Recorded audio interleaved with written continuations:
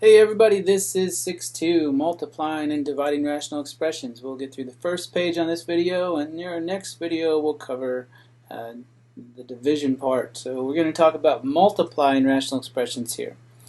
So multiplying fractions, if you remember back in your grade school days, say we have something like 3/5 times, I don't know, let's say 7/6, something like that, right? Remember how we can do it? We can multiply straight across on both the top and the bottom.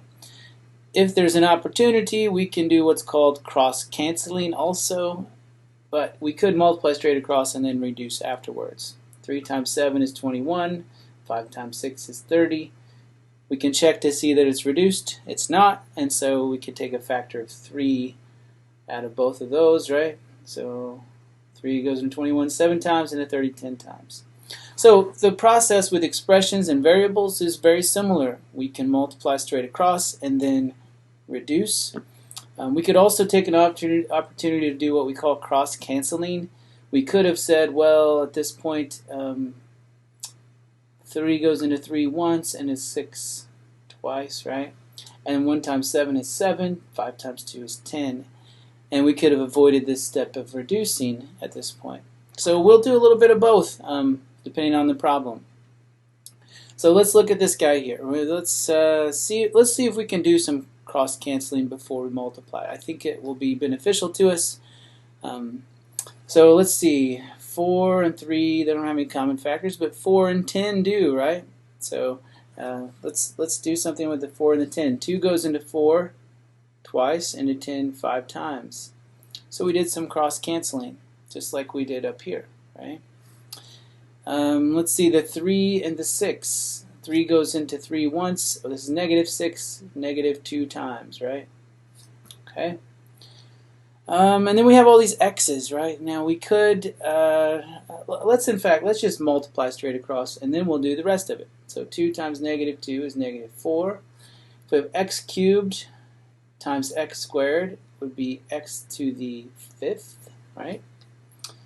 When you multiply powers, you add the exponents. So y times y squared is y cubed, okay? On the bottom, we have a 1 times 5, which is 5. X times x to the 4th is x to the 5th. And y to the 4th times, really nothing here, is y to the 4th, right? Y to the 4th. Y to the 4th times the 1 there really is understood. 1 is y to the 4th. Now we can see if anything else can be reduced. Well, there's an x to the 5th on both top and bottom. We can cancel those out. Y cubed goes into y to the 4th, y times, right? So cancel that out, we'll just put a y. And then we have -4 on the top, that's all we have left on the top. On the bottom we have a 5y. And we have multiplied successfully and put our answer in lowest terms. All right, the next one, you might say, well, there's a 5 on there. That 5 is not a rational expression, but it is. We can always write over 1, okay? Now, 5 times 2x plus 3. Now, fraction bar is a grouping symbol, although it's not real clear. What I like to do is to put parentheses around it so that I understand that that's the whole thing. 2x plus 3 and 5 has to be distributed to both parts. So we have 5 times 2x is 10x, 5 times 3 is 15. On the bottom we have 1 times x squared, which is x squared. Now, is there anything else we can do? Not really. Okay, you might say, well, I could factor a 5 out of the top, and you can, but we can't cancel the 5 with anything down here. So this would be perfectly fine answer. If you want to leave it in factored form, you could actually write this as 5 times 2x plus 3 all over x squared. That would be okay as well. So either one of those answers is gravy. All right, let's look at the next one. So let's see, I like to try to factor first when things get a little complicated. If there's anything that can be factored, we can factor before we actually start doing the multiplying. So This 3x squared minus 12, we could factor a 3 out, right? So let's do that. Factor a 3 out, we get x squared minus 4. Then we could factor some more, right? So I'm going to rewrite this problem actually. X squared minus 4 is a difference of squares. So I'm going to write that as 3 difference of squares. X squared minus 4 we can factor into x minus 2, x plus 2. Factoring will not go away, unfortunately. It'll show up consistently throughout the semester.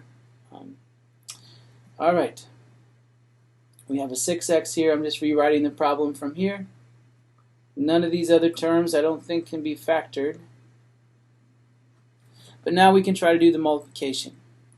So we have an x plus 2 here and an x plus 2 here. We could do some cross canceling, right? You can also reduce this fraction here. 3 goes into 3 once, into 6 twice. And now let's see. Well, 2 will go into negative 4, right? 2 goes into negative 4 negative 2 times. Okay? So we've canceled a lot out. Let's go ahead and multiply across. Make sure we didn't lose anything here. We have x minus 2 times negative 2x cubed, right? I'm going to write the negative 2x cubed in front. I'm going to multiply that by x minus 2. It doesn't matter the order we write those factors, but typically if there's something in parentheses, I like to put it at the end. Okay? On the bottom, everything is canceled out except for this little x right here. Don't forget that little x. And now we ask ourselves, can we reduce any more? And we can, right? Because x goes into x cubed, x squared times. So we can rewrite this as negative 2x squared times x minus 2. And you could put it over 1 if you want, but it's not necessary. This is a fine answer. Alright, so as we go through these, the factoring becomes more and more prevalent, I think. So let's look at the next one. It looks like we got to do some factoring again, right? So let's see if I can factor these. The 3 can be factored out of this guy, right? So 3 times x plus 4. I'm going to write that there.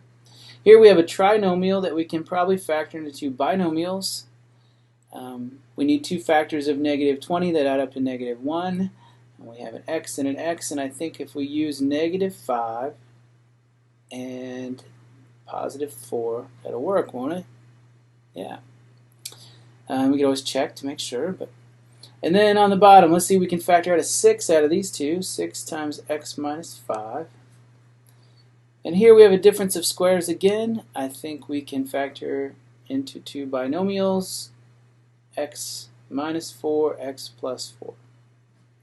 So before we do the multiplication, let's see if there are things we can cancel out. Let's see, there's an x plus 4 here on bottom and 1 on top.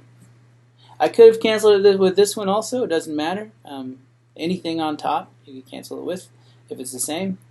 We have an x minus 5 and an x minus 5. Those, one on top, one on bottom, can cancel. Can you cancel x minus 4, x plus 4? No, they're not the same, are they? But now let's look at the numbers. 3 will go into 6 twice, right? Okay, now let's put it all together. On the top, all we have is an x plus 4. On the bottom, we have a 2 times x minus 4. And that is a fine answer. We can't do any other canceling. And we've multiplied. Everything's good. So we have one more of these multiplication problems to do. Let's see if we can factor again. M squared minus 16. Difference of squares, we can do m minus 4, m plus 4. 9 minus m squared, also a difference of squares. We could do 3 minus m, 3 plus m. Alright, the bottom, there's nothing we can factor, but let's see if there are things we can cancel.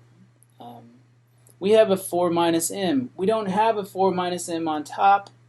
I'll cross those out so we don't get confused. But we do have an m minus 4. And remember what we can do with those. If there's a difference, and we've just changed the order, when we divide those, we get negative 1. So we could cancel those out, but make one of them a negative 1, one of them a positive 1, so that we have negative 1 over 1. We have the same thing happening with m minus 3 and 3 minus m. Cancel those out. One of them will become a negative 1, one will become a positive 1. So now let's see what we get. When we multiply, negative 1 times negative 1 is positive 1, and all we get is a 3 plus m on the top. On the bottom, 1 times 1 is 1. So you could put it over 1 if you want, or you could just leave it as 3 plus m, and that would be a fine answer. So there we are, done with section 6.2. In the next video we will, actually we're not done with 6.2. Next video we'll tackle the division of these rational expressions. There's just one extra step with division.